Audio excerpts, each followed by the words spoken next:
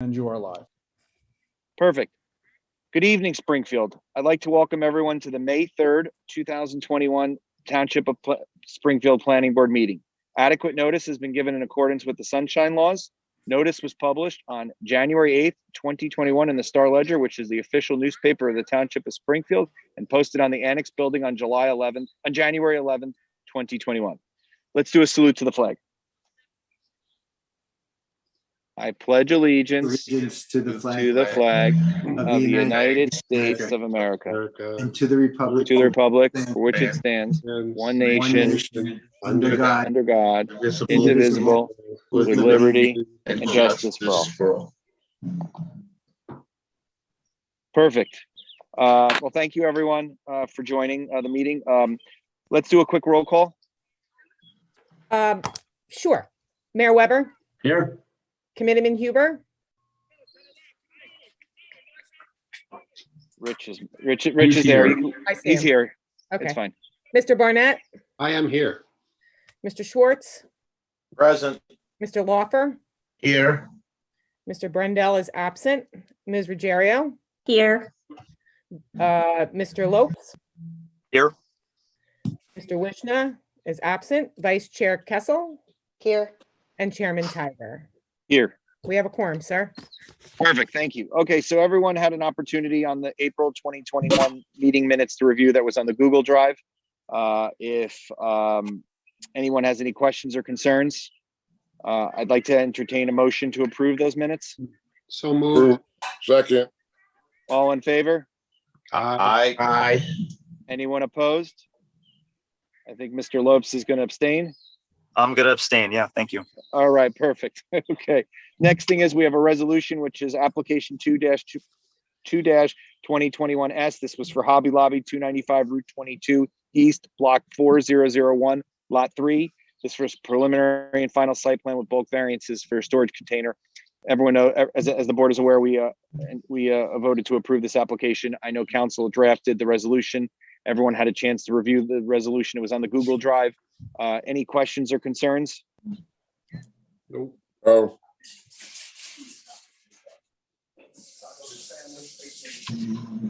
Okay, so can I entertain a motion to approve the application 2-2001?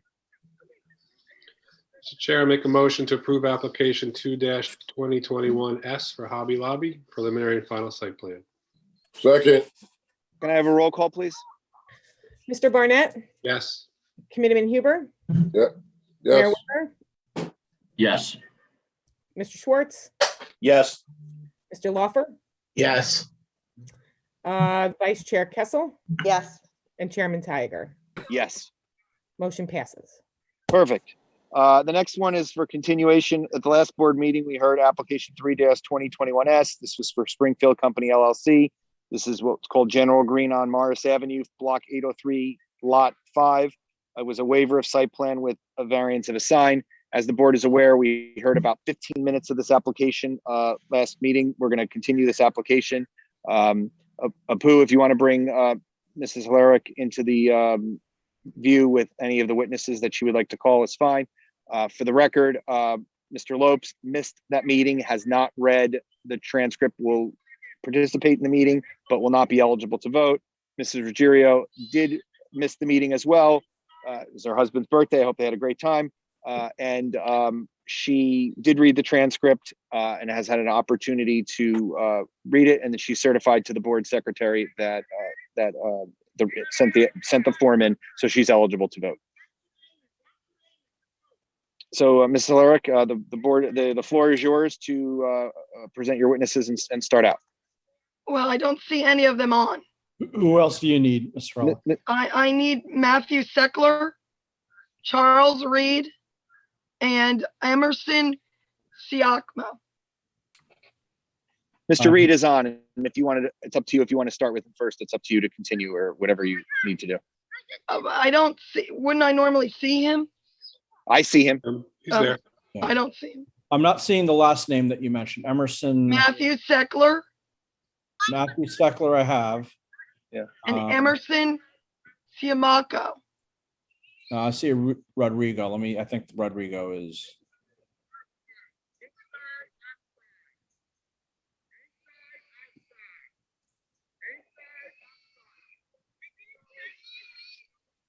The other one's on?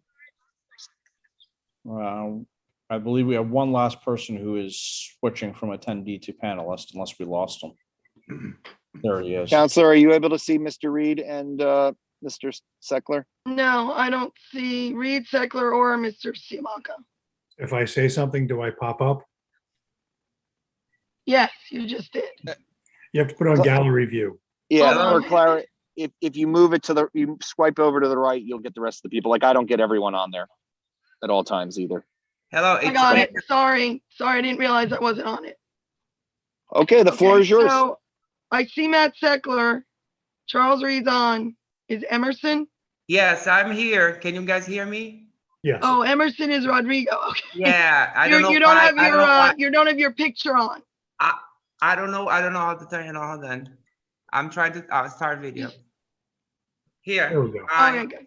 Hello. All right. Hello. I Thank don't you. know- I Sorry, don't know why my name came out like that. Your main that's name. okay. His first name is Emerson, but Yes. anyway, as the chairman indicated, we had only got through about 15 minutes of our hearing at the April 12th meeting. And I'm not going to regurge what was said there, but I do need to bring you up to date from that time to now. First of all, as you all know, Mr. Reed had testified at the April 12th meeting. And he had also represented that there would be maintenance issues that were brought up that would be addressed. I will let him speak again on that, but he and Mr. Disco have since spoken, and there is scheduled maintenance to occur with regard to the items in the parking lot and the curbing and the landscaping. The dumpster, if you read Mr. Disco's updated review letter, is something that's been a tenant issue with the landlord. And Mr. Disco has come up with a plan to see whether or not they will be able to comply with the dumpster if it's tied to this issue of the signage. So that's really the update with regard to Mr. Reed's testimony. With respect to the sign itself, you've received a revised version of that sign. As I had indicated in the meeting on April 12th, I had gone to the bid with our plans for them to review them. They had submitted a letter. Clearly, they are in support of a directory sign. And Mr. Barnett had indicated something to the contrary, but that letter came directly from the bid. And that letter was also something that I had nothing to do with. So I want to make sure that's clear. This was from the bid. However, since that meeting on April 12th, Mr. Barnett. Just one second, Clara. Mr. Chairman, can you, after Clara Horlack is done, could you please let me address the issue of the bid letter? I think Sure. there's misinformation or miscommunication here. Sure. Thank you. If there is any, it's Sorry, all go part of the bid. Anyway, going back to the April 12th meeting, with regard to that, there had been some comments made, particularly by Mr. Barnett with respect to the sign. And so my client, the applicant, trying once again to be cooperative with what would work in the downtown area, went back and we've redesigned the sign to add brick to match the brick that is on the General Green Shopping Center building. There's brick next door on the Investors Bank building, the brick on the apartments across the street, brick on the new redevelopment projects as well. So we believe that that brings it more into play with the redevelopment downtown area, giving it more of that traditional brick colonial look that Springfield's known for, and representing the fact that there are 10 stores there that need to have a directory sign that is visible from the street, readable, legible, and will serve its purpose. In these times of COVID in particular, the tenants really need to draw attention to their businesses.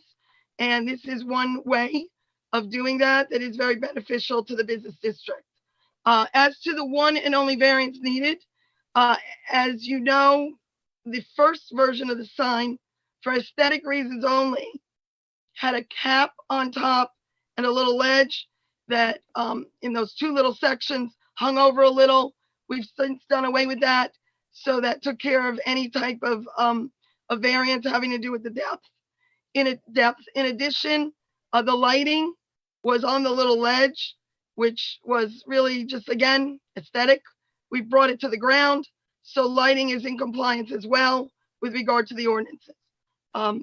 Really, just to sum up, so we can go forward from here, it is section 35, 31, 8B, 5C that's concerning the variance this evening, which is sign face area for a freestanding sign. And there will be testimony both from Emerson Siamaco, as well as our planner with regard to supporting that. And the site triangle was another issue that was raised. And I just want to point out that there was an exhibit that was presented at the last meeting, not presented to the board, it was on your Google Drive, but it remains as an exhibit for this meeting as well, having to do with the site triangle. That having been said, I won't belabor any of the points made in the opening of last time, and we can move forward, but Mr. Barnett has a comment. David? I'd like to clarify the statement that the bid is in support of the sign. The letter that went out did not go out from the executive director of the bid.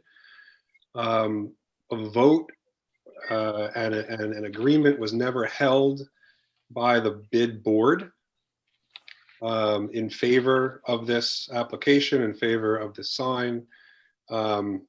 And I'll leave it as it's a little bit suspect as to how that letter actually came to be. So.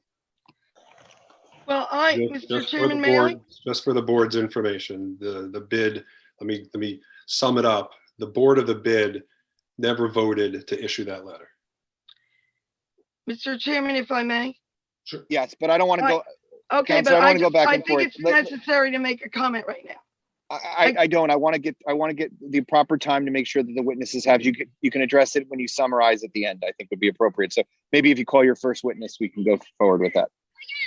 My first witness to call is Mr. Emerson Siamaco. Mr. Emerson Siamaco is a graphic designer. He is the director of graphic design of DCI signs and awnings. Hello, good evening.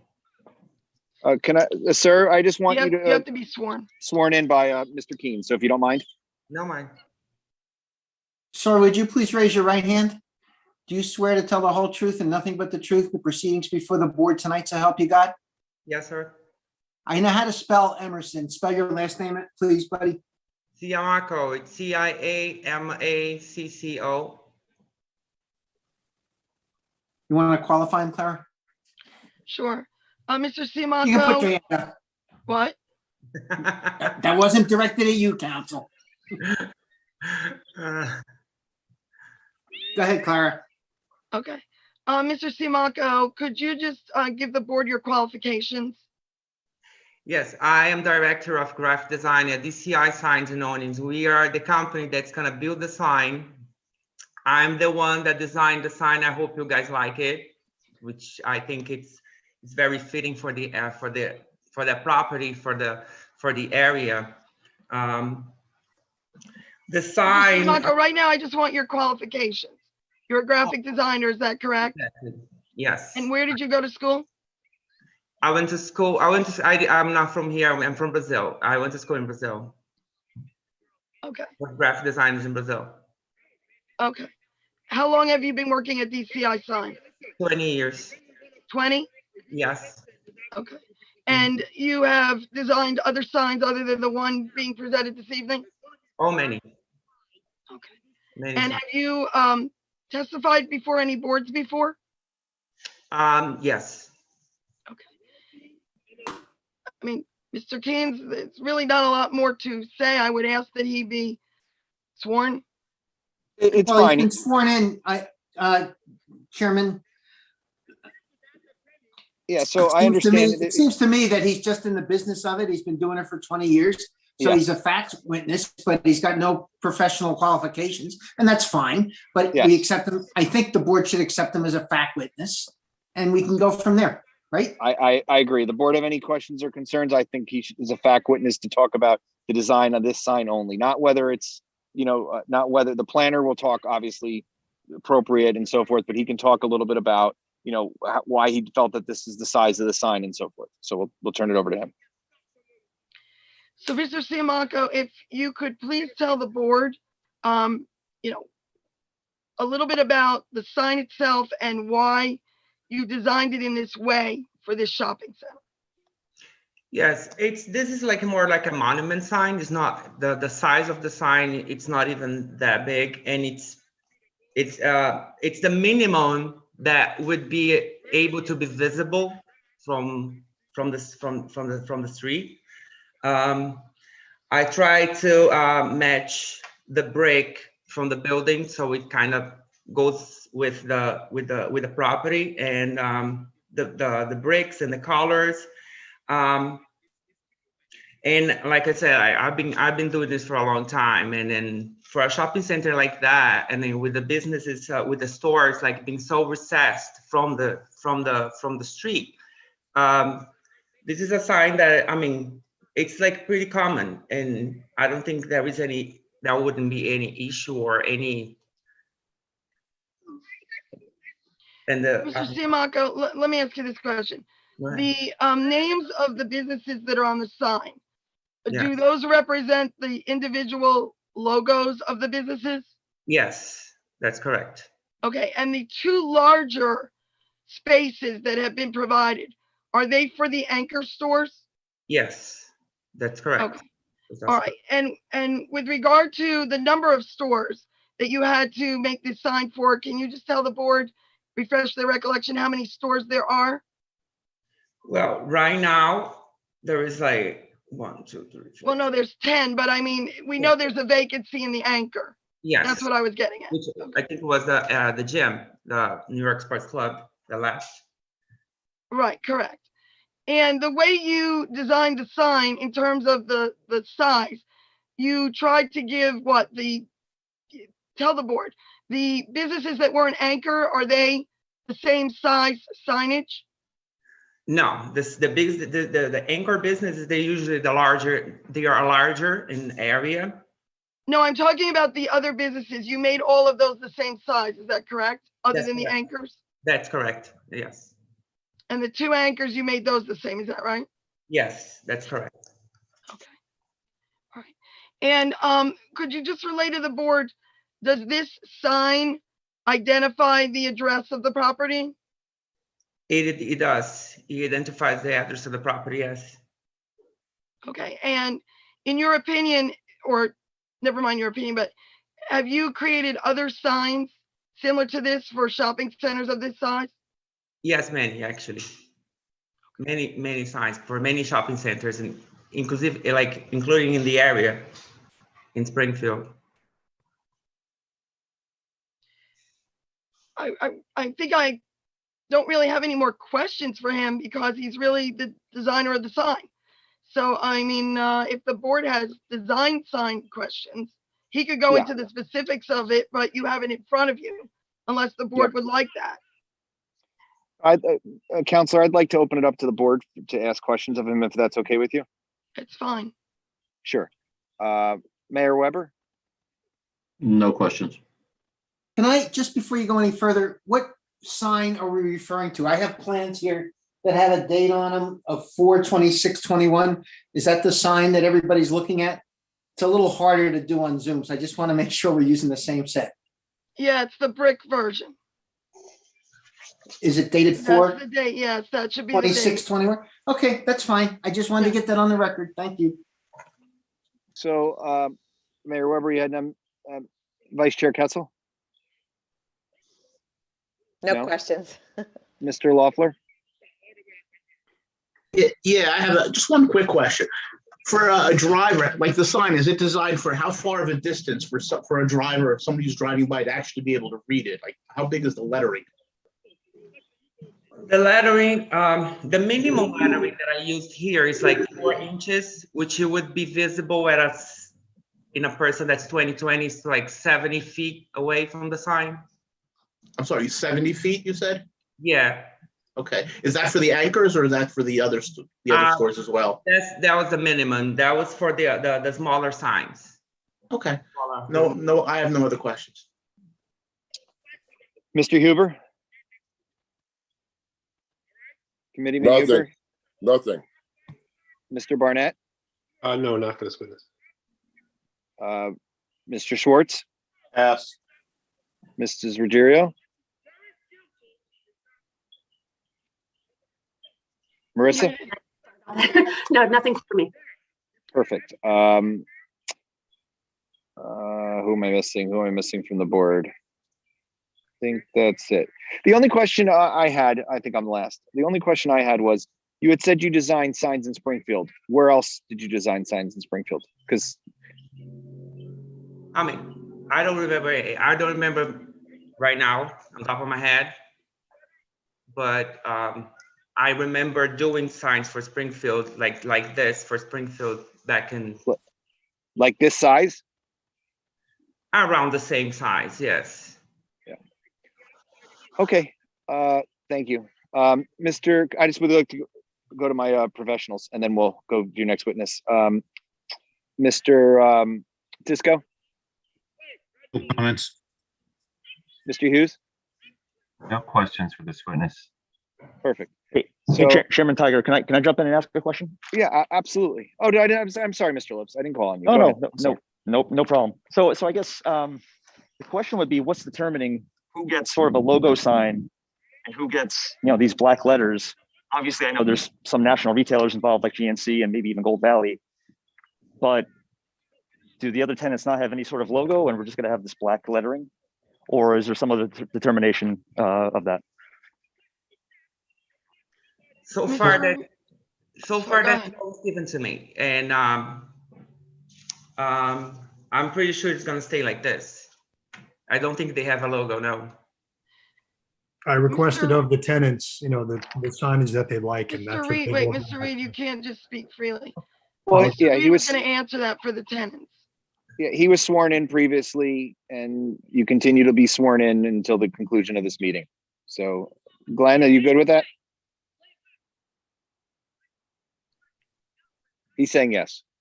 The answer is yes, but you have to identify yourself because just Mr. because you're speaking, it doesn't mean we have any idea who you are. Mr. Reed? Apologies, it's Charlie Reed. I have everybody's name on my screen, so I know who you all are. Well, you don't have everybody because you can only fit 9 on a screen for most of us, I think. Oh, understood. Apologies. Go ahead, Mr. Reed.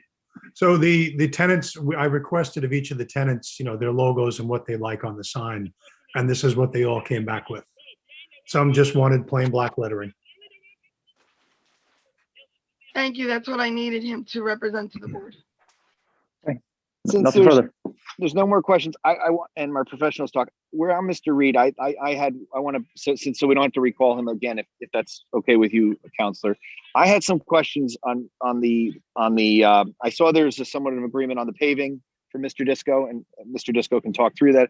I saw there was an agreement on landscaping, which is great, but I'm concerned about the dumpster thing, because we hear our zoning officer and I drive personally past there all the time, and I see it's not in the best of shape. So Mr. Disco, can you explain to the board what's going on with that? So that way Mr. Reed can address and see what the case is. So, and then we'll go to your next witness. Is that okay, Mrs. Larry? Okay. Yeah, perfect. Mr. Disco? Yeah, I think it's acknowledged that the dumpsters have been, troublesome in the standpoint that it's kind of a free-for-all back there where they're placed. They're not enclosed, so that there is a tendency for garbage to swirl in that, rear corner there. It does become a little unsightly at times. So the desire is to get the dumpsters enclosed as required by ordinance. Mr. Reed's been very helpful over the last couple of years at bringing the site into compliance for other items from the zoning officer. We had 2 recent tenancy changes, Crave du Jour and the Bagel Place, for instance, and other activities were done to bring the site into a better look. So now we've got the pavement, which is relatively minor. He's already working on that. And the landscaping, he's committed to doing that, and he has already reached out. So the question is, how do we, all we want is compliance on the dumpsters. So, I mean, I'm very comfortable with the second bullet point there, and I did discuss with Mr. Reed, if indeed it's through the contracts with the tenants, I'm okay with in the future just not processing or the zoning officer not processing future tenancy changes until their specific dumpster for that tenant space gets installed. It doesn't change anything now, but certainly there is turnover in those stores. I doubt if those stores, last 10, 20 years in that location, on those smaller tenant space stores. So over time, that's one mechanism to get compliance on that. Yeah, but wouldn't Mr. Disco, wouldn't it make more sense? I mean, and forgive me if we correct it now as opposed to later, only because then we don't have to worry about this, that there should be a plan. I own a building, I'm responsible for the dumpsters and the extent of it, and the landlords, I cover the trash, commit removal or something, some sort of plan, so that way it's not a problem. I'm less concerned. I mean, I'd love the landscaping, Mr. Reed. I remember telling you I'm okay with it if it went a year. I know that you mentioned that, COVID, and we want to be, obviously, I want to be cognizant that, people aren't paying rent and so forth, but I'd rather fix the dumpster thing than maybe landscaping. Landscaping makes it look nice, don't get me wrong, but I'd rather try to figure out something with this, and I'll kick it to Mr. Disco and you to kind of figure that out. But from my standpoint, and the board can comment on that, having this outstanding issue just going on and on and on forever doesn't sit well. Doesn't seem like it's great planning, especially for the downtown, to have to see those dumpsters round and around and so forth. So, Mr. Disco, what's the other alternative? Yeah, if the property owner can do it, that's obviously the best scenario. I just reacted to what the testimony was from the last meeting, that it was kind of placed in the individual tenants, and they've been resistant. So I did throw another bullet point there. I mean, it's kind of silly, but if the sign's approved, don't let them get on the sign until they put a dumpster in. But they're already an approved tenant at this point. So.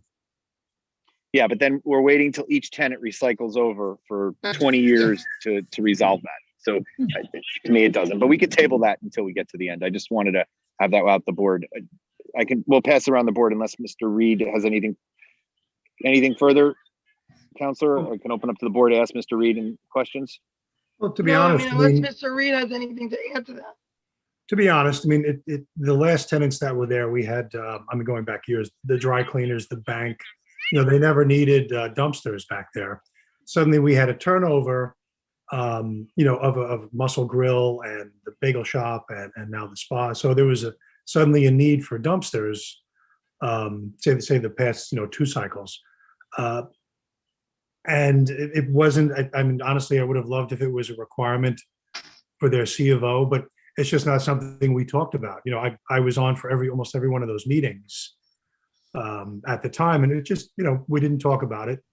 And now that I'm stuck with looking at it, it's weighing the 2 options. The ownership would love the landscaping.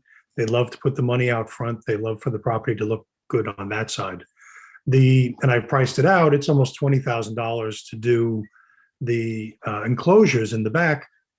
If we could put that off as long as possible, or just put it on the tenants, which we feel it's their responsibility, we would like that. Yeah, I don't know if, Mr. Reed, I'm comfortable putting it off till each tenant, because that could take a while. I mean, we can open up to the board to see if the board says, okay, maybe we can wait a year or something like that to come up with it. I don't know. It's up to the board. I'm just one person and we can do it, but I don't want to leave it forever. To me, that's out forever. What I talked to Mr. Disco about was if we talked about, not putting them on the sign, but you said they're already an approved tenant, so that doesn't sound like it's going to fly. I think it needs to be left up to me to, really put some pressure on the tenants and let them know that, there's really no option except for them to wrap their dumpsters in enclosures right now. And if they don't, if I can just have some time with that, 120 days, I'll just wind up doing it myself and going after the tenants for payment.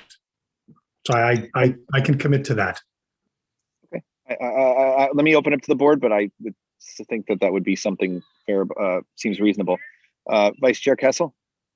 Does that sound? I think that's a very good compromise, and it shows the good faith efforts, and I appreciate that. Thanks. Mayor Weber? I'm with Vice Chair Kessel. Marissa Ruggiero, Mr. Ruggiero, Yeah, no, I think it's a great idea. Great compromise. Mr. Barnett?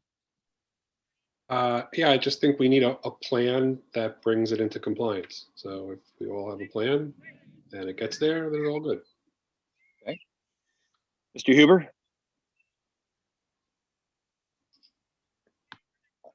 Before I would even vote to approve it, I want it done. We've been waiting. The officers have been there. 120 days, and oh, well, we need a little more. I'm against it. Either you do the enclosure now and then come back and see us. Okay, well, let's see what else the board has to say. Mr. Schwartz?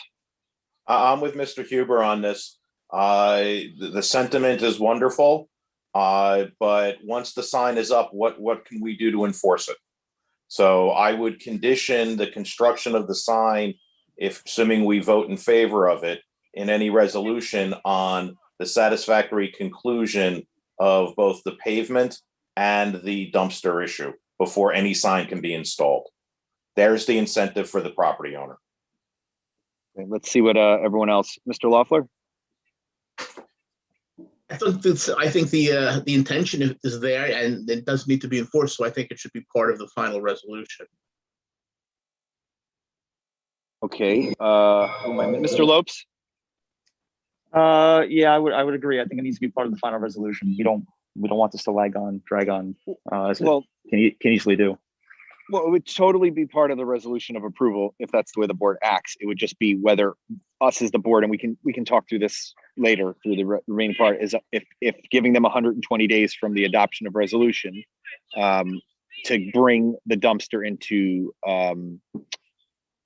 compliance would be the thing. Or are we? I'm sorry, Jeff. Just I don't know. 120 days seems very long, right? It's if it was shorter, maybe 60, maybe 90, maybe pushing it. Can I remind you that nobody's paying rent right now? That's why I've asked for a little additional time. We have some tenants not paying rent. We have most tenants paying half rent and less.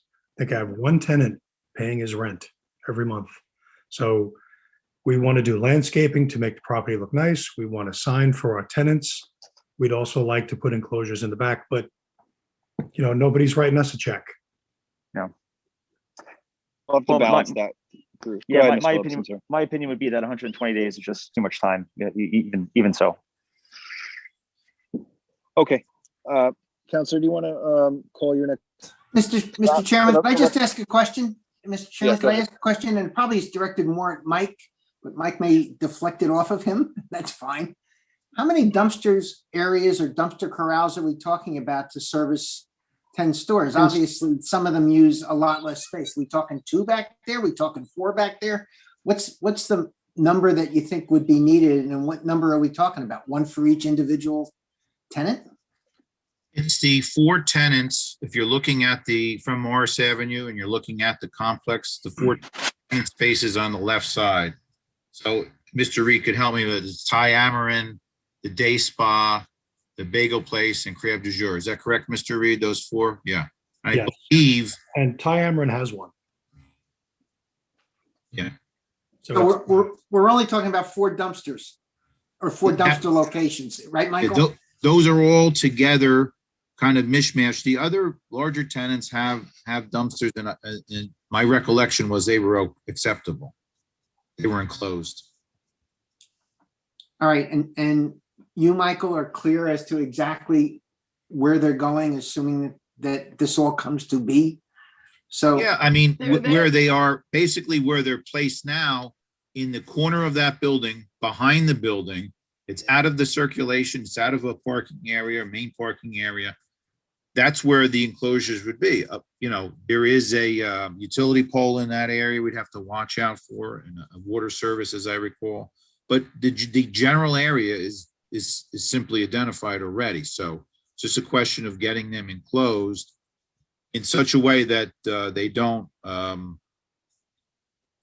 contradict each other in terms of the space. And certainly And- Mr. Reed, would be able to. Mike, that's exactly why I'm asking, because Yeah. we've done other shopping centers and we've had tenants combine them. So instead of having 4 smaller ones, you have 2 whatever it is, Whatever it was. Well, I'm just looking to get compliance. To me, if it's 30 days from now or 120, it doesn't matter. I just want it done because it's been, a long time since it's been able to get done. So. Okay, so thank you. the board will have to come up with a time if the board acts favorably on what's the appropriate time. We don't have to slice and dice that now. Counselor, do you want to go on to your next witness? Yes, that would be Matthew Seckler of Stonefield Engineering. And Mr. Seckler is a licensed professional engineer, professional planner, and professional traffic operations engineer.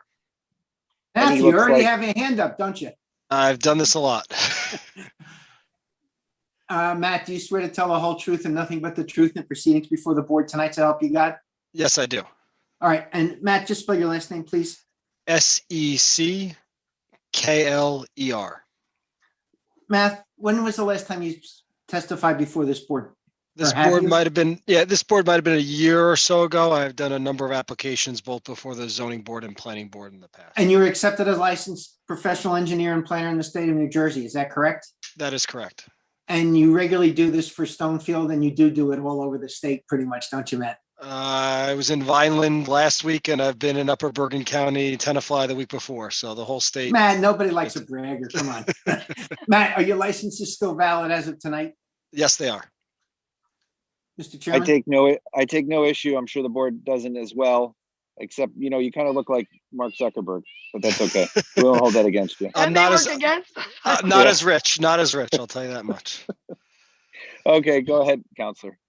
Okay, so Mr. Seckler, if you would be so kind as to present to the board from all your different hats, why this application should be supported for the directory sign. Certainly. And if the board doesn't mind, I'd like to just go through the, I guess, the plan package very quickly, just so everyone could orientate themselves to the board and the way it looks. I know people may have it in front of them, but it might help if I could just throw it up on the screen, if I have that ability. This is the 8-page package. I don't know, Glenn, if you require this to be marked or not. Matt, was that all submitted as part of the application? Yes, it was. Yeah. No changes to it, and even the most recent ones with the photos from 4/26/21, bud? Correct. This is the 4/26/21 that you guys have seen. It's on the Google Drive. So it must Okay, have been submitted. I don't see any reason to have to mark it, but Matt, as you're going through each of the pages, just be a little specific so we know what you were talking about when we do when Jen does the minutes, okay? Absolutely. And again, I'll refer to the page number, which I think is down here on the bottom. So this is page 1 of 8. And that basically, page 1 of 8 shows the location of the sign. I think the key aspect here, again, to orientate the boards, we got Mountain Avenue to the left, Morris Avenue to the top of the page. You have the huge General Green Shopping Center. It's block 803, lot 5. This one, I think what's important is to, again, identify the location of the sign as it relates to the property line.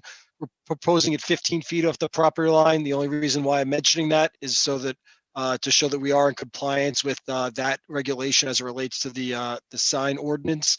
So we are 15 feet off the line.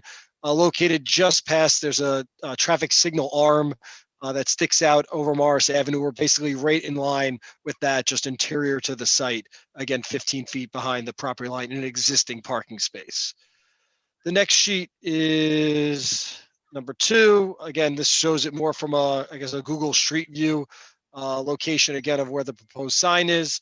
I guess to, again, inform the board, you could see obviously the existing shopping center, some of the brick in that building, some of the brick in the bank building or the office building located to the east of the site. And obviously, if we spun ourselves around, other than the church, number of brick buildings up and down this corridor. Number 3 shows the sign superimposed. Again, I'll show the sign in better detail in the next few images, but again, just showing the sign superimposed within that Google Street View image. Here's the sign again at somewhat of a skewed angle, as if you were, I guess, walking just off the crosswalk to the shopping center, where you could see the brick facade of the building, the site location, the address at the top, the description of the shopping center, the name of the shopping center, and then the images of the various retail components. Next one, I think, is probably the easiest one to kind of get your hands around. This is sheet 5. Again, shows the sign and all the various measurements. A couple things, just echoing what I believe our council stated earlier. We are only seeking a variance related to the square footage of the sign face.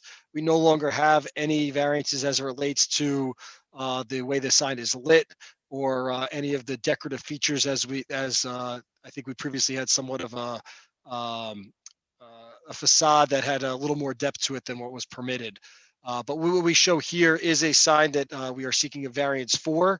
This sign is actually, I believe, about 15% less square footage than what the original submission was. So we saw it as part of our redesign to kind of shrink the text a little bit, bring some of these, especially the smaller tenant signs, into more of a 2-line image as opposed to having Springfield Day Spa as a single line, larger, spread out wider. We kind of tried to shrink it a bit and fit it within this kind of a 2-line text for all of the tenants within the sign itself. What we have here is we've calculated this sign to be 65.5 square feet in terms of sign message. And again, I'll just kind of emphasize or just explain how we came to that square footage, because I think it's slightly different than the board engineer's calculation. What we did not calculate was any of the black band, the decorative black band around the sign faces. So for instance, if we were doing Arrow Physical Therapy, it would be the entire image of white that is located here.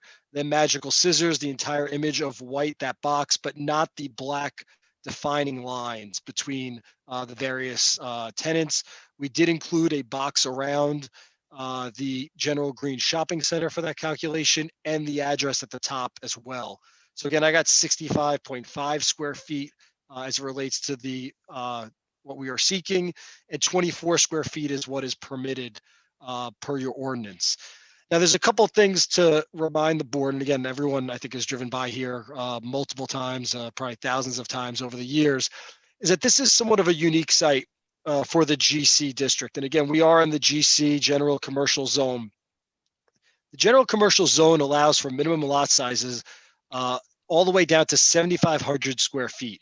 This property is 217,000 square feet, so well beyond, I think, about 29 times the minimum lot area, and is clearly, at least what I've looked at up and down the corridor, clearly the largest lot by far compared to the other properties within the GC zone that I've seen in the area.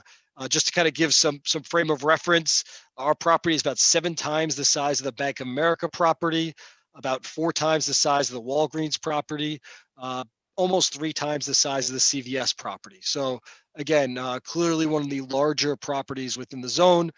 And as such, we do have the ability to have a number of tenants, as opposed to, I think most of those properties I mentioned may have 2 tenants. I think the CVS, I think, is a bank and a CVS on that property. But most of the other ones are solo tenants. So a 24 square foot sign for a property of, not even 7,500 square feet, but even 20,000 square feet for a single tenant or dual tenant probably is most appropriate. But when you're looking at a property of such a large square footage with a large number of tenants, it's really difficult to get all of that messaging within 24 square feet. One of the things I like to think about is how could this property have been divided up, and how many signs would you be able to have if this was all individual lots? Again, we're 29 times the minimum lot size. So technically, if you split this thing up into little pieces, maybe you could have, just looking at your lot frontage itself, I think you'd be able to chop this up into, I think based on my calculation, about 4 or 5 lots. If you just kind of chopped it back with the minimum lot width, you'd be able to have 4 or 5 lots, each with their own 24 square foot sign, totaling about 100 square feet of signage along Morris Avenue, if you were to chop this up based on your minimum lot width. Again, you could chop it up even greater if you split it along Mountain Avenue and along Morris Avenue to smaller little lots.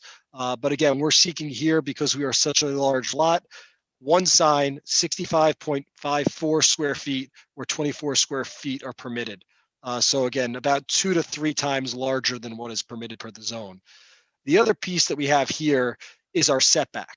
We are significantly further set back than I believe, again, any other property that I know of in this GC zone, which again creates the need to have such a pylon sign, as opposed to the tenants to the east and west of us, which are right up on Morris Avenue, where they could either get away with just building signage and maybe a small blade sign, even the CVS and the Walgreens, which I think are about 60 or 70 feet back from the property line. They could probably get away again with a 24 square foot sign. We are 180 feet pushed back, so 3 times the setback from the Walgreens as it relates to where our building frontage is compared to the cars that are traveling by on Morris Avenue. To complicate that, you do have the Investor Savings Bank building next to us and the building on the western corner of Mountain. Basically, it's 0 setbacks. So we're basically somewhat hidden from sight distance. Our signage, our building frontage, for anyone driving by on Morris Avenue, you wouldn't be able to see any of the tenants of this building until you basically either clear the building on the east, that building on the corner, or the building on the west of us. The building east of us or the building on the west of us. Until you pass them, you would not be able to see any of our building signage, which again creates the need for why we have our signage in this location and why we need the square footage that we're seeking. Again, as part of our review of this application, one of the things we actually looked at again was your zoning ordinance as it relates to signage. And again, before I get into the kind of purposes of planning, I wanted to look specifically at the purposes that your ordinance lists for signage. And some of those things are pretty apparent. One of them is enable identification of places of business. Obviously, that's one of the key reasons for signage, to identify a business place. It also has as a purpose that it's to communicate the information necessary to conduct commerce. So again, definitely pushing a business friendly or a business commercial front as a purpose for having a sign. There are a number of pieces about signage that in the purpose section that talks about that it should be based on the scale of the lot and the scale. It should establish the sign size in relationship to the scale of the lot and building on which the sign is to be placed. So again, I think that is a key aspect within the purpose section of your ordinance, is the fact that while your ordinance is somewhat of a one size fits all, it needs to create a sign that's appropriate for both a 7,500 square foot lot with very little setback, or our lot, which is 217,000 square feet, multiple tenant, and a building that's set back 180 feet from the property line. So again, when I look at your ordinance, again, you have a one size fits all. It would not be consistent if it wouldn't be appropriate to have a sign of this size on a property that was 1/10 of our lot size. It would not be appropriate to have a sign of this size for a property that has its building, 20 feet off the property line along Morris Avenue. But because we are creating a sign for an established development, an established commercial shopping center that's been here for decades, I look to the sign ordinance, I see the purpose, and I actually think we are meeting the purpose of your zoning ordinance as it relates to signage, because we are providing for a sign that has the appropriate scale and relationship to the lot and building on which the sign is to be placed. Again, I think that we clearly meet that purpose of your zoning ordinance. As it relates to other aspects in terms of the purposes of zoning and what we're advancing in terms of looking at the positive criteria that we typically look to when we're looking at granting variances. Again, signage, one of the other key aspects of signage is to allow for the proper identification to vehicles to slow down, turn into a shopping center. Again, I think we've located it and provided a sign that is appropriate and helps meet purpose H, which is to promote the free flow of traffic. Again, on Morris Avenue, you're traveling about 30 miles an hour. That means you're traveling about 45 feet per second. And I think that you heard from the earlier witness that I think he had estimated that with 20/20 vision, the smallest letter height here would be able to be seen, 70 feet away. So that is, about 2 seconds as you're driving along Morris Avenue. Do you have the ability to see the sign, identify the sign, and then I guess make your appropriate turns in, whether it's to get in the left lane to turn onto Mountain Avenue, to make a right turn into our easterly driveway. So again, I do believe that the signage we have here, although we clearly exceed the square footage, each individual tenant is in compliance with your zoning ordinance. In fact, the largest tenant, known tenant, I guess, the Gold Valley Supermarket block, that block is about 13.88 square feet. So this one tenant is almost half of what would be permitted per your ordinance. So again, I don't believe that we have any one singular tenant that is too large or is exceeding. Again, if we were 10 different lots here, every single one of these tenants would be able to have a sign that's shown on this sign, appropriate freestanding, located along Morris Avenue. So again, that's why I do believe that this is appropriate. I also look at purpose I, and I know there has been a number of comments earlier on during the first hearing about some distaste for the aesthetic of this sign. I think the brick signage is an upgrade to this sign. I think it does provide for it to be enhancing the visual environment. I think in addition to that, you've heard about the landscaping that the applicant is willing to add in to, again, boost the visual environment for this proposed development, as well as, again, there seems to be a lot of back and forth before the board about some other aspects of visual environment in terms of cleaning up some of the dumpsters behind a number of the tenants. So again, I look at purpose I as also being advanced as part of this proposed development. Just kind of wrapping up, I guess, the negative criteria, looking to see what would be negatively impacted by this sign. And again, I know that at the earlier hearing, there was some participation from, I believe, the church across the street. Again, we've located the sign in a way so that if you're looking at it from the church or across the street, you're really seeing the short end of the sign. I don't know if you'd see the sign at all. In fact, again, we're somewhat hidden behind the traffic signal arm if you're looking at it from directly across the street. So again, I don't see that being a substantial negative impact. Again, looking at the corridor here, again, I know this is, again, not the sign that you would pick with some of the development that you have to the east and west of this location. When you go to the west of the location at the downtown, the redevelopments, the new buildings going in, when you go to the east of the site and you see the number of buildings that have a 0 lot line or being a building 10 feet off the lot line, this sign wouldn't be appropriate there. But again, this board's purpose or the board's in granting a variance isn't allowing this sign to be proliferated throughout the GC district. You're looking at this specific site and is it appropriate for this location? And I think that this is an appropriate sign for this location, again, because of the large lot frontage, because of the large lot size, because of the fact that the building is set back in such a way. If we were going to start clean slate on this property, we may not end up with the same development, we may not end up with the same sign, but for this specific site, for this specific situation that we have with this development, I do believe the sign is appropriate. It does not create any substantial negative impacts to the traveling public or the general public. Counselor, anything further? And then Apu, do you mind, Mr. Steckler, do you mind if I remove this off and I see the board as That's opposed probably to? better for you. Yep. Yeah, just so that way we can all see each other. Anything further, Counselor, from him? Yes, please, just briefly. Go ahead. Yeah, absolutely. So, Go ahead. Mr. Steckler, to sum up your testimony, you believe that this sign is scaled appropriately. Is that correct? Yes, and again, I think it's signed appropriately. Again, I'm not an architect, so I can't speak to it from that type of ratio standard. But when I look specifically at the purposes in your sign ordinance, in section chapter 35-31.1, I look and it specifically calls out the fact that the sign sizes should be in a relationship to the scale of the lot and building on which the sign is to be placed. So again, I think that clearly is met. I do think that it does fit the size. Again, we are 29 times the permitted lot size. And we are seeking a sign that is a little less than 3 times the allowable lot, the allowable square footage.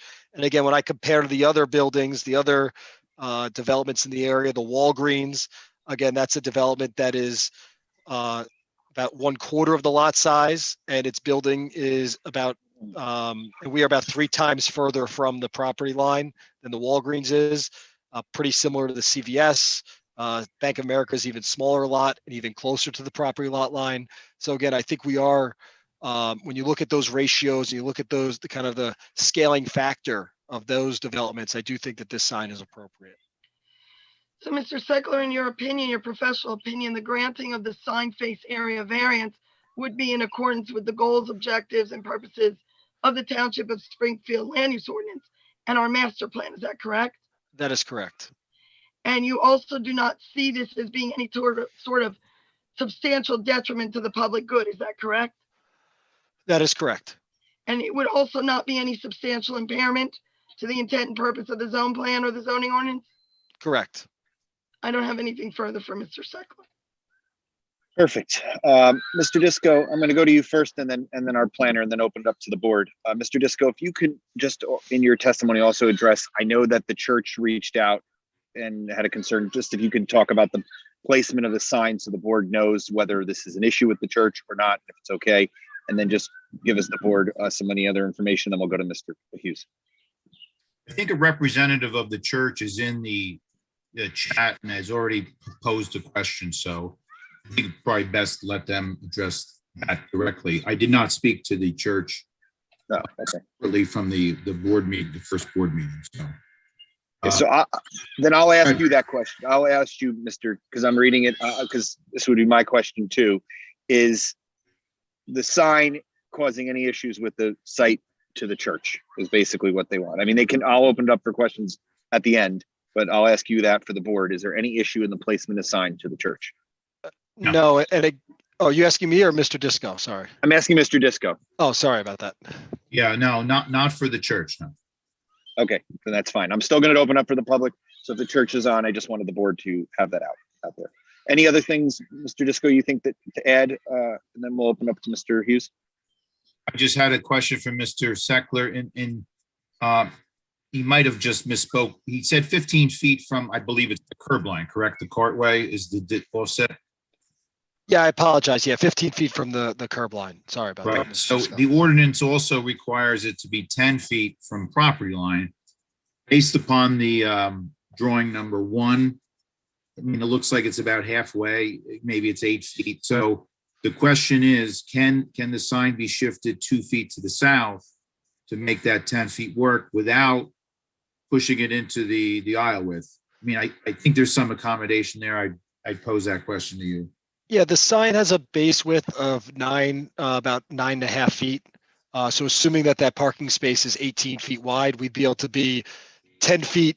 We'd be able to at least get about 8 to 10 feet into that stall, which I think is clearly behind the property line. So I guess I would stipulate, yes, we would meet the ordinance requirement for 10 feet inside the property line.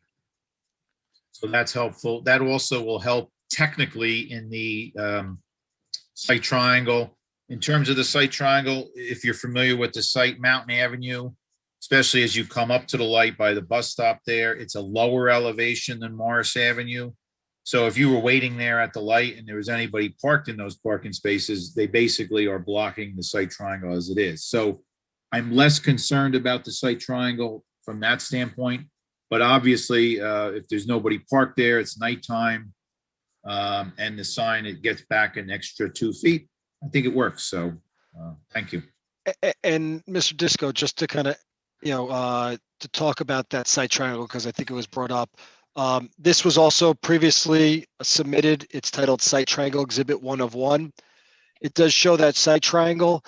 Again, as a traffic engineer doing projects all the time, I rarely see a site triangle requirement as it relates to signalized intersections. When you're waiting at the light at Mountain Avenue, your goal is to look at the traffic signal heads, if it's red, yellow, or green, to look down, 500 feet to your east for cars coming down Morris Avenue. I don't know what reason you would have to look down that way, because you're not judging a gap in traffic. You're not, waiting to see if there's cars coming. You're really just looking at the traffic signal ahead of you. But as you said, I think what I want to explain as you hit, the site triangle is already impeded by parking spaces today. So again, as much as the site triangle is relevant, it is violated just naturally by the site today. I don't disagree with anything you just said. Mr. Hughes, can you give the board an update from a planning perspective, how this works and how this fits into our master plan and so forth? Okay, yeah, I can make a few comments. I mean, I don't have any specific questions for Mr. Steckler. I guess just to sort of put this in some context as it relates to the township's ordinances. So the township does differentiate when it comes to freestanding signs between the highway commercial zone and sort of the more, smaller scale commercial zones in town. So the GC, the NC, and then other office zones. In the HC, it allows freestanding signs up to 200 square feet for multi-tenant, commercial centers. But in the GC, it's limited to 24 square feet. So there's clearly a meaningful distinction made between the two areas. And, obviously, as Mr. Steckler points out, this is a unique property within the context of the GC zone. It's a multi-tenant shopping center. And I think its uniqueness is also something that, perhaps raises some concerns as it relates to a proposed freestanding sign, because there really aren't any other examples of this type of signage, certainly within the downtown. And it's also an important gateway property to the downtown. So I think on the one hand, there's compelling arguments to be made about the need for visibility for a multi-tenant shopping center that's substantially set back from the street. But I think, to the extent the board or the township more generally would have any trepidations about such sign, it probably really relates to the fact that this is a form of development. While it's a permitted use, it's a form of retail development that's sort of at odds with what the township is trying to achieve in its downtown, where it's really pushing mixed use, pedestrian oriented, zero setback type development, which we're seeing on some of the more recent redevelopment projects in town. So, maybe someday could this property, be redeveloped in a form that's more in keeping and more compatible with the township? Perhaps. I mean, I think that's a tremendous opportunity. And I think the board should consider whether approving this sign, this freestanding sign, I think number one, does it somehow compromise the character of Morris Avenue in the downtown in general? And number two, does it sort of, solidify or further strengthen a use which one could argue is not exactly the form of development that the township wants to see in the downtown? So I think, those are the issues that the board needs to kind of grapple with in evaluating this application. That's all from my end. Okay. Mr. Chairman, if I could jump in again, not to. Absolutely. I did read the two questions from Mr. David Aris of the church. And I think he was suggesting or hoping that the sign could just slide to the east a little bit. I guess so, be directly opposite the door or something like that. So I think I'm reading his comment, and that's his comment. Not that the sign was going to block a visage of the church, but it would just be opposite their door. And I think that we can leave that up to, you to work with. If the board acted favorably, the placement of it 2 feet one way or 2 feet another way would be something I think we can leave up to you to work out with the applicant if that's the issue and so forth. Okay. I think it was more like shifting it a parking space or two to the east. But well, then I think we have to get that out in advance. Let me open it up to the board and let's see what the Mr. board. Chairman, may I just Absolutely. Okay. Just with regard to Mr. Hughes' Keenan's comments, I I've been involved with the town for a long time, and the current property is not slated to become a mixed use, a residential, or anything of the sorts at this time. And it has been and remains to be a shopping center. So while I certainly respect and have represented others that are doing projects in the downtown area, this is what exists now. This is the sign variance requested for this site as it exists. And as Mr. Seckler indicated, there is uniqueness to this site as it currently exists. I mean, at the end of the day, if this is going to be torn down and made some sort of a mixed use and residential and what have you, then, this sign is going to go away with whatever was there to begin with. It's for this shopping center.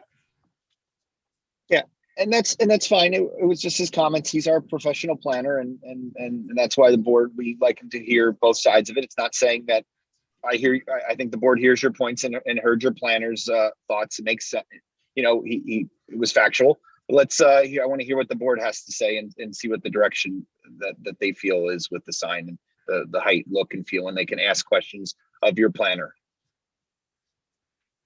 Is that okay? That's fine. Sure. I'm going to start with Mrs. Kessel. I don't have any questions. Mr. Barnett? Yeah, so I completely understand that it's a unique property. And I do appreciate the very thoughtful testimony by your planner. I guess my main question is, the arguments we heard is that the sign needs to be this large. It needs to be the 12 feet, is it high or something like that? What if it were lower? What have you looked at a 6 to 7 foot sign? It's maybe a little bit wider. So it's just so visually it's not as imposing. It doesn't fight with the church. Specifically, the church representative asked that they move the sign across from 206 Morris Avenue and not have the sign in front of the church. If you read the question that's been posed by David Aries. So I would love to hear just sort of the thought process of why it's this high and what detriment is there, or why can't we consider something not of the current proposed size? Mr. Barnett, just before any of the profession or Mr. Sickler answers, that 12 feet is compliant with the ordinance. That is the height allowable. That's not our variance. I understand. I'm not asking you that, Clara. I'm asking your planner about if there is if there's a detriment to being lower. If it's out of the question, if it's a deal breaker that it has to be this high, or can it be smaller? So again, obviously I would give the first answer that council gave regarding the fact that we're not seeing a variance as it relates to height. But on the second piece, I will just share my screen again. I apologize for constantly taking over the screen here. Going to bring up the first sheet in this. And one of the aspects of why the height is somewhat important here is because it's located within a row of parking. So if you think about if there are cars parked next to it and we go lower, you're actually going to basically be blocking the sign potentially by the cars on either side. We actually picked this location because it was located in a spot where it was not next to a car. It's, I think, the ADA crossing into the site itself. Obviously, I think there was some questions about moving this over page right so it's not across from the church. But essentially, if you make a squatter sign, so a sign that is not as high, the vast majority of the sign could be blocked by a parked car next to it. A car is about 6.5 feet tall, depending on the type of car you have. Obviously, some are shorter, 4.5. But it would be blocking more of the message if we go shorter versus this height here. All right, thank you. That's all I have, Mr. Chair. Perfect. Okay, Mr. Huber? Yes. Did you say you're putting lights in it? The lights are located, I'll show you where the lights are located. Again, I apologize for taking the chairman's All right. screen here. The only problem It's okay. I have with that, before you go any further, is CBS and Walgreens both want light signs, lights with their signs, and it was turned down. Walgreens was, I think, 2 years ago, 3 years ago. CBS was a while ago. I don't know if it's an ordinance or what, but no sign has been lit on Morris Avenue. And so, I mean, I can't see shining up, shining down, whatever you want. It has never passed. Walgreens didn't get it.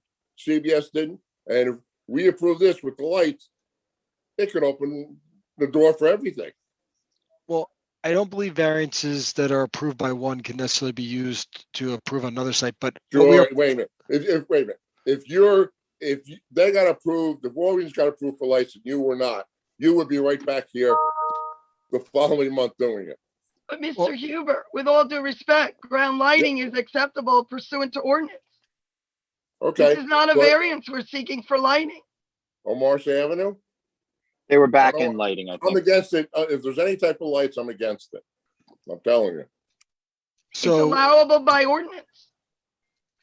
it says under chapter 35-31.10 B, freestanding signs shall be lighted from ground mounted sources only unless internal illumination is possible, and all such lighting of signs shall be shielded with the appropriate landscape elements. So that's why this is sheet 6. That's why the lighting is within the landscaping shooting up, which would be compliant. I don't know the Walgreens or CVS applications if they were looking to do internal illumination or backlit lighting or something that was not permitted.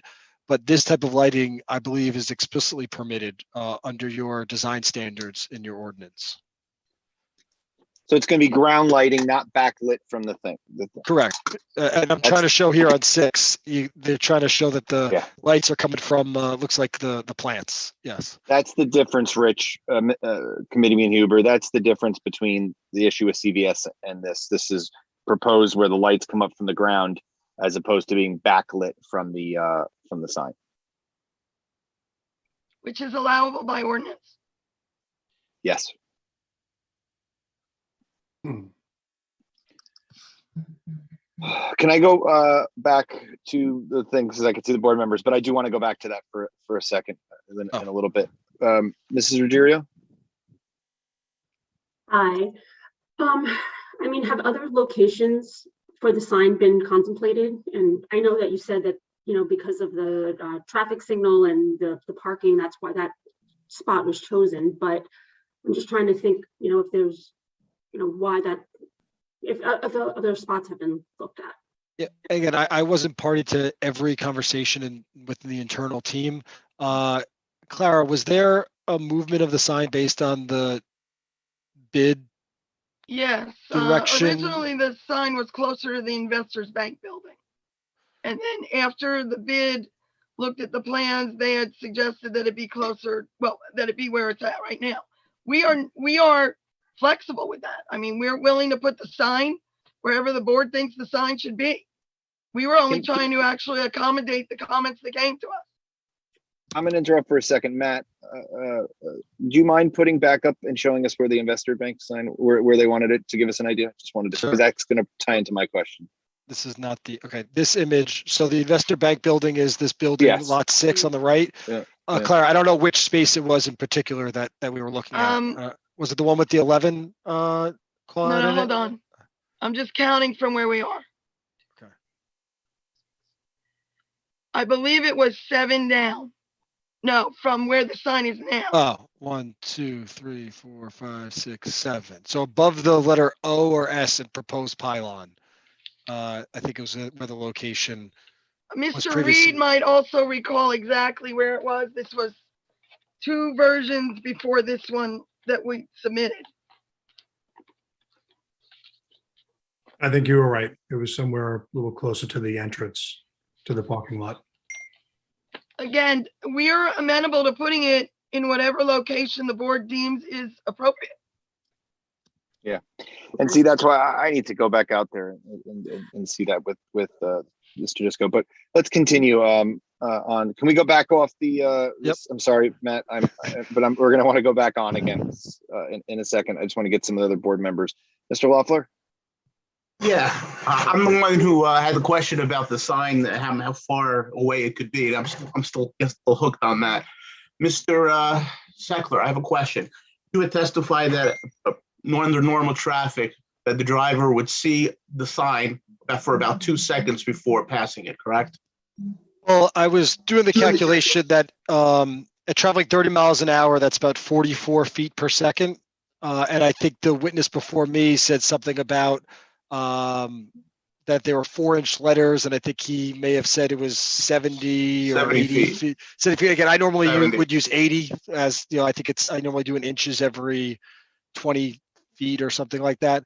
But yeah, at 80 feet away, and you're traveling 44 feet per second, it's about 2 seconds that you'd be, able to see the sign. All right, so my question is really one of safety, and I think one of your specialties you said was traffic, correct? Yes. Is that ample time? Is that considering the sign where it is situated now is going to be at a crosswalk and by a traffic light? Is there any safety factors that could be in effect? Because 2 seconds isn't a lot of time to read a sign with 10 names on it. Yeah, and again, I think the testimony was that was the smallest letter. Obviously, I'd have to go back to see. That might be related to maybe Thai Amarin. You know, some of these other letters you may have more time. Again, if you were designing this as I'd say a highway sign, like one of the big green signs that you're going to have overhead to, you know, exit and quarter mile, you would want the sign to be much larger because of that traffic safety reason. A sign like this, again, our letter height is probably consistent with, you know, Walgreens and CVS and things like that. Just we have so many letters because we have so many tenants, you know, so in Right. terms of the individual tenant size signs, we're probably the same or slightly smaller than up and down the corridor. It's just that we have 10 tenants. That's why we have the variance that we're seeking here. It's not because we're, you know, making the letters too large or too small. It's really the fact that we have 10 people that we need to service as part of the sign. And again, you've heard from the applicant in terms of the issues that he's having in terms of getting tenants to pay rent and keeping this building. No, I understand covered. that. But do you see any traffic safety issues because there's so much on that sign? No, I don't. Again, one, I think it's improvement for what you have now, because honestly, now when you're driving by and you need to see what's on the sign, you have to turn your head about 90 degrees to see anything within this building to begin with. So I think it's better that you're keeping them somewhat in the line of sight. So I think it's an improvement from today. If you told me there was no ordinance, I'd probably come in with a 150 square foot sign and say, look, you know, the sign is appropriate for, you know, this type of speed and roadway, but we're trying to balance two things here. We're trying to balance something that's, you know, ideal for the traveling public to see and slow down. On the other hand, I'm trying to balance the fact that you have an ordinance. I can't just put a, you know, huge 150 square foot sign on our property. So right. I think we're appropriate. I think we're trying to balance those two. And I think, again, I don't see it as an inherent safety issue. I mean, worst case is someone doesn't read, you know, the fourth name down the list and they miss that spa, you know, is there if they're not looking for the spa. But I do think that at the speed and the size of the sign, that if someone is specifically looking for like, I know the spa is up and down Morris Ave somewhere, they'll be able to identify the spa quickly and be able to turn the site safely. Okay, that's really Mr. what Seckler, I just want to follow up with something you said that was very important. You made a great point. Right now, if people are looking for any of the stores in that shopping center, they literally have to turn 90 degrees and look downward toward the stores to try to catch the logo on top of the building versus the safer way of seeing a sign that's closer to Morris Avenue. Is that right? Correct. I mean, one, the sign is closer, just physically closer, and two, it's closer to the line of sight. I mean, as opposed to looking something, I don't have the greatest eyesight, something 180 feet away as I'm traveling 35 miles an hour isn't easy to do. Something 15 feet away is much easier to kind of capture the driver's ability when they're looking to turn into this development. So it makes identifying what stores are in that shopping center safer from your perspective to have the directory sign. Is that right? Compared to today, yes. Thank Mr. Schwartz? I'd like to start with a question for our experts before I get to my questions for Mr. Seckler. One of the variances I understand are looking for is for the area of the sign. And in Mr. Seckler's calculation of area, he excluded the black border for each of the sub signs, let's call them, the individual identifiers within the whole sign. Is that an appropriate measurement in determining the area of the sign? I'll answer first. It seemed a little counterintuitive to me because you're trying to legislate or regulate the overall dimensions. When I went to the ordinance, though, it did have specific language as to the background of it and eliminating any sign support. So I think the aerial extent of the sign, as the planner had indicated, is accurate. Okay, because it just seemed a little disingenuous to me that you're asking for a variance on the area of the sign and then you cut pieces out that are actually part of the sign. But okay, I'll turn to Mr. It was Seckler. counterintuitive to me as well. Yeah, okay. Mr. Seckler, I've got multiple concerns here. Let's start with the visual of the lettering for the supermarket. It is a very light yellow as depicted in the rendering giving to us. And it seems to me that as I'm driving along as a member of the public and I'm trying to figure out what that says, it's going to take more attention of my eyes away from the road than the black lettering. Can you comment on that, please? I guess from a technical standpoint, I agree with you. I think that the tenants were asked to provide their logos and signage, and that's what they provided. I think it's Gold Valley Supermarket, so I imagine the gold is part of their logo. I would have to ask the applicant if black or something like that could be substituted for that. I don't know trademarks or anything like that. But again, I do agree that gold or yellow is more difficult to read than black or red typically. Well, now you've raised another concern of mine because you are the expert being put forward by the applicant and you are speaking out in support of this sign as it has been presented to us. And that is an issue that you didn't bother to raise with us, that you have now expressed the same concern I have. And now that throws into question, to me, everything else you said about it. So let's get to the next point. Again, it is sitting in between parking spaces. Have you done anything to determine how often the adjacent parking spaces are occupied? I have not done a parking study most of the time that we've been working on this project. COVID has been going on, so it hasn't been, I think, a particular good time to do a parking study. That said, I have driven by this site prior to COVID hundreds of times. I live in the general area, take Mountain Avenue a lot. I don't typically see cars parked that level out in this lot. That said, I do know that there may be some people that sneak a ride on the bus and park in this lot that may kind of utilize some of those outer spaces, but obviously the spaces close to the building I typically see being used the majority of the time. Right. And of course, one of the concerns we've had generally in speaking about parking is going to be the availability of parking once the new buildings as part of the redevelopment are opened and there is more retail space being used, and whether or not this parking lot, which is a short walk from some of those new spaces, becomes an alternate parking location.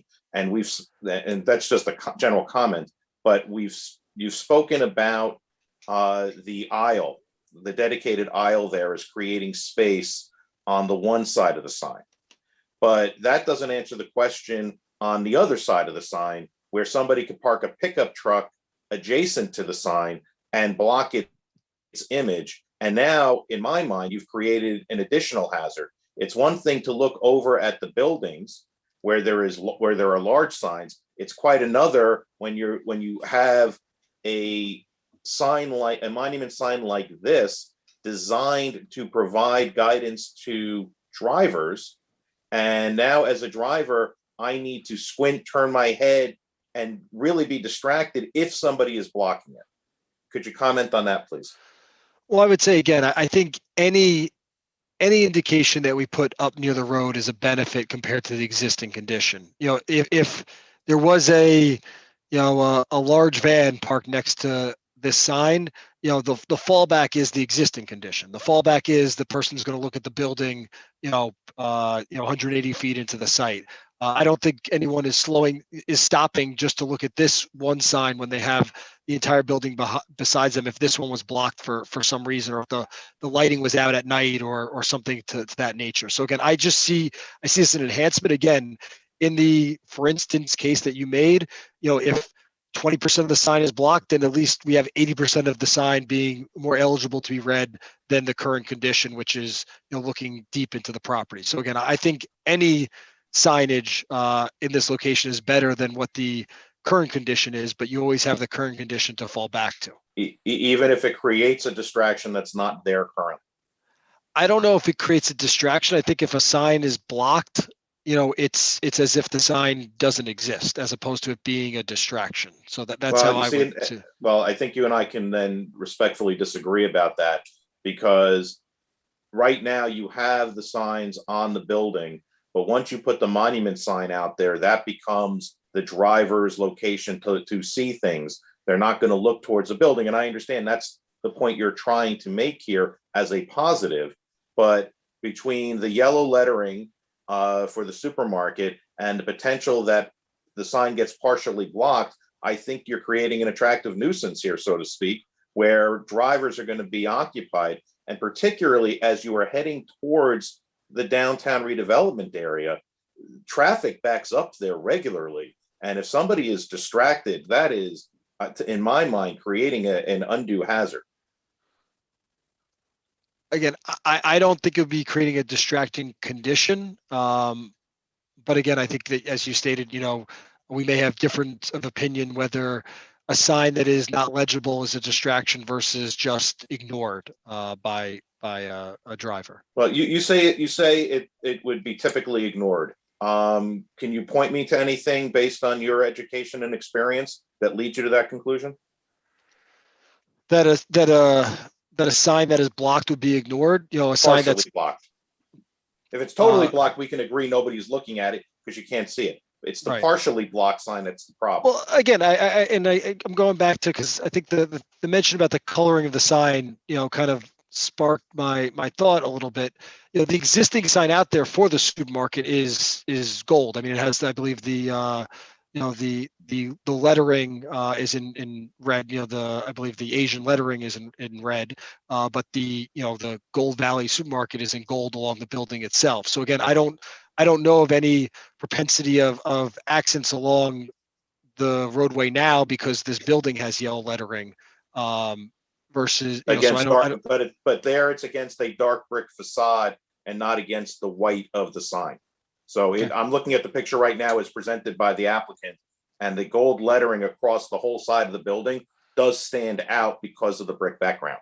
We don't have this here with the sign. Understood. And I agree that I'm not the graphic artist on this one, but nor am I qualified in that way. But I agree that from a graphic artist perspective, I think the gold would pop better on a dark background or not be gold at all. Again, no, but you are being presented, sir. But you are being presented as the expert regarding traffic angles and traffic distractions and the like. And so, even if you're not qualified to design the sign, you're the one who's being presented to say the sign is safe. And what I'm hearing is you can't say that particular aspect of the sign is safe. Again, I don't believe it's unsafe having letters that may be not viewable. Do you believe it is, sir? Let's talk the affirmative. Do you believe it is safe? I believe the sign is safe. Yes, I believe the sign is safe. Yes, and that including that particular aspect of the yellow lettering on the white background. Yes, because I don't think I don't think it creates a unsafe condition. May it be as easily read? Possibly not, but it doesn't create an unsafe condition. I believe it'd be ignored by drivers. And I think you and I both recognize that we may disagree with that piece of testimony. Okay. All right. That's all I have. Thank you. Okay. Mr. Chairman, may I'm I last. make a comment? Sure, but I'm last. I want to be able to make a comment. Go ahead. You go first. Ladies first. Just two things that Mr. Schwartz had mentioned. when you talk about the parking lot being used for the downtown area, that's a private parking lot that's meant to be used for that shopping center.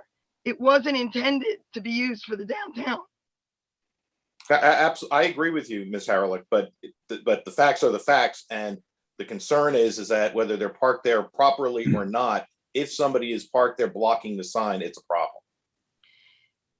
Then I would add one more thing to follow through, and I would ask this of Mr. Reed, Mr. Seckler.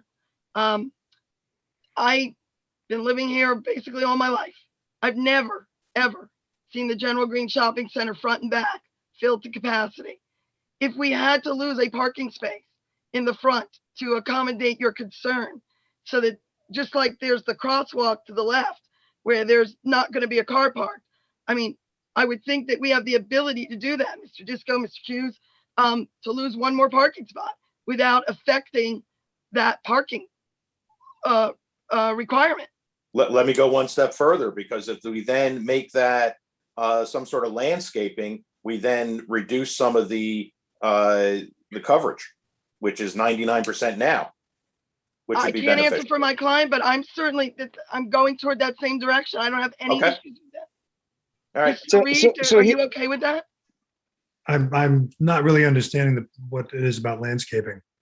was What the they're comment saying, what was being brought up is that if a car were to be parked right next to the sign, I got that, it would block the sign. So if we got rid of one parking spot there, which is if you're looking at the church, it's to the right of that sign, then instead of it being just an empty pavement, it could take that box that's around the sign that's got landscaping and just expand the landscaping further. Well, yeah. I think that would solve that problem. It's certainly worth considering. Yeah, so here's my take. I just don't know where the right place to put the sign is. And, no one's here from the bid. I don't know what they wanted to move it from one place to another. To me, maybe at the furthest other end where there's no other parking spot is, where when you come in the lot along the investor, maybe should be the place. That's why I would propose that we, I need to get out there. I want to understand it with Michael. I mean, this is something, look, there's no doubt, Mr. Reed, you need a sign. I don't think you're hearing from the board that you don't get a sign. You're entitled to a sign. It's the size, the location that we just want to be, I want to be very careful for me and for the board to figure out where the right place for that sign is to be. And, I like the idea of taking out a spot or two. You do have more than enough parking there. Your counselor was very correct. I've been here 15 years. I've never seen every single spot taken. I mean, we could have a fireworks show down there and every single spot wouldn't be taken. There's plenty of parking. So, I want to talk through a little bit about that, or maybe see the board's thoughts about a subcommittee to review this before the next meeting with, Mr. Seckler and Mr. Disco to see if they can find the right place for it, right size and so forth. You're entitled to a sign. There's no doubt about it. And I want to be clear on that. So if there's anything mistaken, there's a sign that belongs here. To the size and location is what I'm concerned with, but I want to open up to the board. You have anything further to say before we open up the board? And I open up to the public? No, just that we will certainly work with Mr. Disco and Mr. Hughes with regard to the location of the sign, but just reiterating that the height of that sign is in compliance. The only thing that's not is the face area of the sign. Yeah, but Mr. Chair, one second, Mr. Burnett. We have to be very careful. This is, once you put the sign's going to be there forever. I mean, so we want to make sure we get it right in the right place. The board's made decisions and looked back and said, wow, we could have done something different. So I want to be able to uber safe to make sure we're putting in the right space and in the right location to make sure that it promotes the wellness of what, from a safety standpoint and from an aesthetic standpoint. We want this site to do well. It's the gateway to Springfield. And I would just like to add, if I could, Mr. Chairman, Ms. Haralick is referring to the height of the sign not requiring a variance, but I'm looking, I believe, at Mr. Disco's report, and he refers to ordinance section 35-31.4, which and specifically 4A, that prohibits signs that cause confusion or danger. So that's the consideration I think we've all been focused on. Yeah, Except that's why with all due respect, Mr. Schwartz, I don't think there's been any testimony here today saying that this sign is causing confusion and danger. I I think I just questioned your witness for about 10 minutes about confusion and danger, but okay. All right, let's do this. Mr. Barnett, you had one question before I open it up to the public? I don't know. I just wanted to say that I agree with you. I think that that there's obviously a lot here. We want to be very careful. I agree that a sign is certainly something that that the applicant is entitled to. We have this board from time to time has formed a subcommittee, and you mentioned that I know the last one was, I think, Sharon, myself, Mr. Schwartz, maybe you, and we worked with a particular applicant that had a subdivision in town to get it right and then bring it back to the board after we spent quite a bit of time with that applicant, making sure we were happy and the neighbors were happy and everything. And if that's what you're referring to in a subcommittee, I would certainly be more than happy to volunteer on that, and just make sure that we do the right type of diligence. We got the location right. We get if there should be an empty spot. If not, maybe there's 5 things we haven't thought of yet. The lighting, which Mr. Huber mentioned, make sure he's happy with that as well. So if that's the direction that you're going, which I think makes a lot of sense, I'm happy to help in that capacity. Yeah, I'm not opposed to doing a subcommittee and having, I would probably add Mr. Lopes to it because he's got the architectural background from it. But Ms. Kessel, are you good with, what are your thoughts? Yeah, I mean, I think that that's a good way to handle it. And that way it'll be a little bit more streamlined if we handle it that way. Okay. So Counselor, I'm going to open up to the public because I want to see if there's any public that has anything. But what I'm going to do is I'd like to carry this application to June 7th. I'd like, you're more than welcome to, Mr. Steckler and our subcommittee to meet on the phone virtually or in person, on the phone virtually or in person at the town. We'll set something up well before June 7th so they can resolve it. If they want to go out on the site and see where to put the sign, that's fine. They'll report back to the board on where the right thing is. I mean, I want to be clear, the site deserves a sign. It's just a matter of where and, the lighting, the graphics and so forth to make sure it's right. So I don't want any board member to feel like this can be confusion or whatever. This is right smack middle where everyone's going to see when they're driving down between our downtown. So it's got to be right. But I want to be clear, there has to be a sign if the applicant wants the sign. It's just a matter of where. So Mr. Lopes, you're on? Yeah, Chairman, I'm on. Listen, a lot's been said here. Are you, before I go to you, are you willing to, in order for you to be on the subcommittee, I would like you to go back and watch the first 15 minutes of the meeting to make sure you're eligible to vote. Is that acceptable to you? Are you able to do that? 100%. We'll do that, and I'm happy to help. Yeah. Perfect. Okay, so I want to open up to any members of the public at this point in time that wish to speak on this application. Apu, if anyone raises their hand, anything like that. Nothing at this time. Give it one more second. We got one. Give me Okay, one. come on. You can bring them in.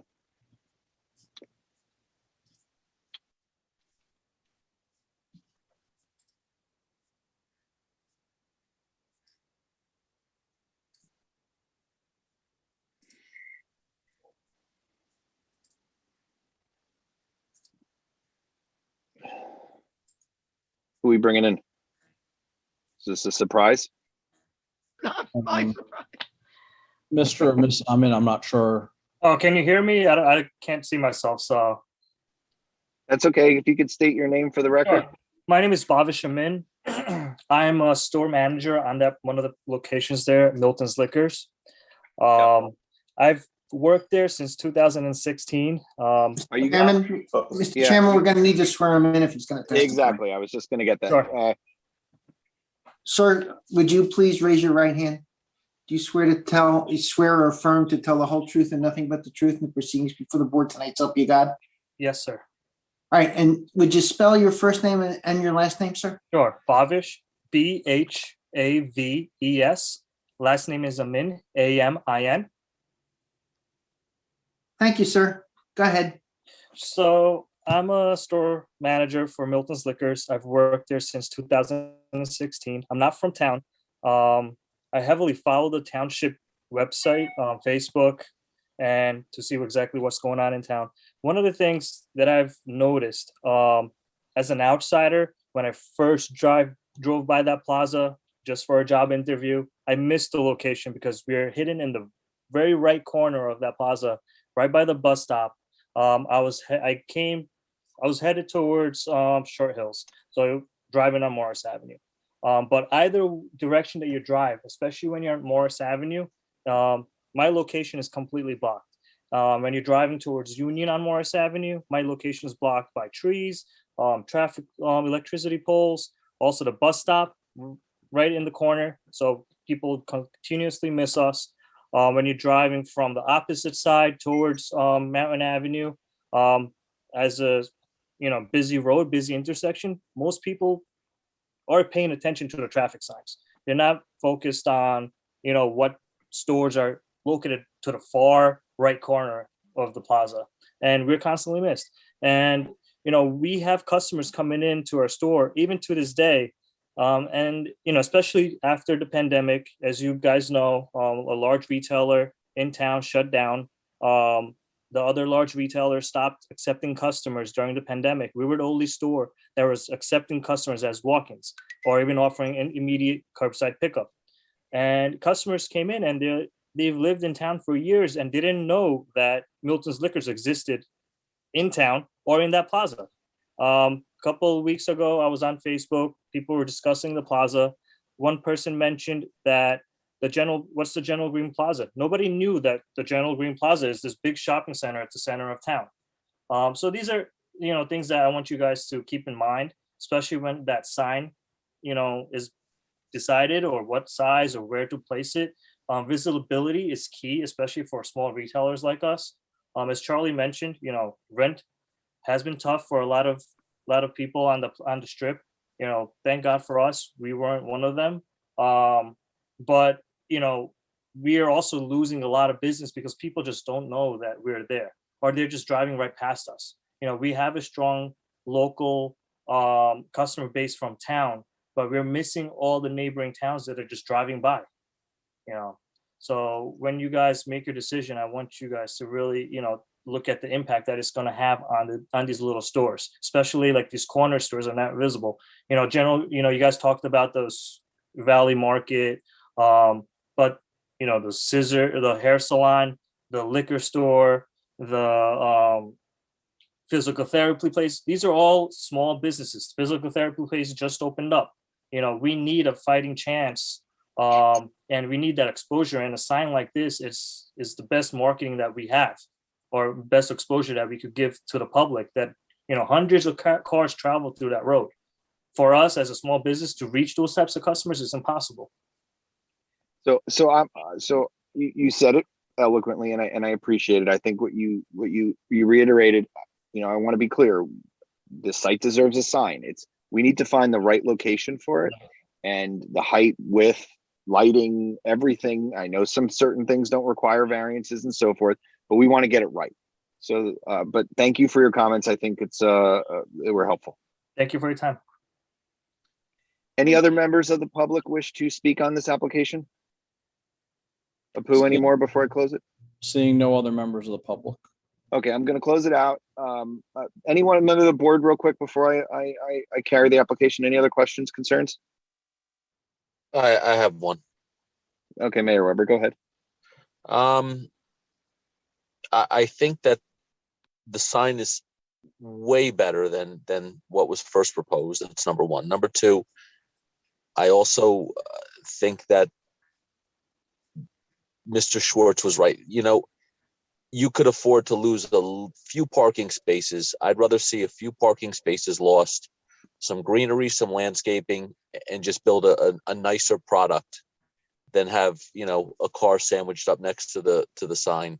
As far as the location is concerned, I'm with you. I think that with these revisions, I think we need to go back out there and take a look and see where it's going to end up going to. But I'm much happier with the way that this played out so far.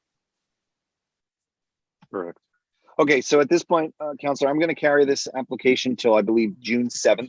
If you can just consent, I think we have time, 120 days or something. But if you can just consent on the record till the conclusion of the meeting, June 7th. I give my consent with the hope that on June 7th, we have an approval.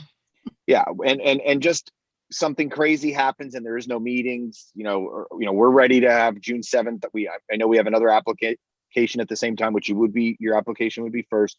But if something happens where the town doesn't have power, storm goes through during the time, that you'll consent to the following meeting in case of that. But we are planning to have a meeting. We do have another generator application that would have liked to be after you, but couldn't be after you. So we will be there. Just want to make sure so there's not a problem. I mean, Glenn always likes doing that. So I figured I would take Glenn's words out of his mouth. Thank you, Mr. Chairman. You saved me some breath. So is that fine, Counselor? Acceptable. Fine. So this application will be carried till June 7th at 6 p.m. without no further notice. Any members of the public that wish to speak will have an opportunity again on June 7th at 6 p.m. at this time. Thank you very much. And what we'll do is Mr. Disco, as always, will be put in charge of getting the subcommittee together and getting a meeting set up. Our 4 members, again, for the record, are Mr. Barnett, Mrs. Kessel, Mr. Schwartz, and instead of me, I'm going to do Mr. Lopes to be able to join as well. So those will be the 4. Mr. Yeah. Chairman, just one thing. I'm going to be given notice of this subcommittee meeting. Absolutely. All right. I want to make sure that anybody, either my client, my professionals, that anybody who needs to be there from our end, of course, has proper notice. Yes, but there only can be 4 board members on our side. You can have as many people as you want. We will have Mr. Disco there and maybe Mr. Hughes there as well. But absolutely, it will be virtual, but I probably wouldn't partake. I know myself, I'm going to go out to the site and just look where you guys are proposing the thing as well. And I encourage board members as well to do that if they see fit. So, but Mr. Disco, you will be, as the arbitrator of all, will make sure that everyone's aware of this subcommittee meeting. We will do that, and certainly a field meeting would be better. It would seem to make sense to me if everybody can accommodate that. If everyone can accommodate, you can do a field meeting outside if the board members are comfortable with that as well. So with that, I'm going to ask for a motion to adjourn. So moved. Motion. Second. All right. Thanks for your All time, in favor? everyone. All right. Take care. Aye. Thank you. Thank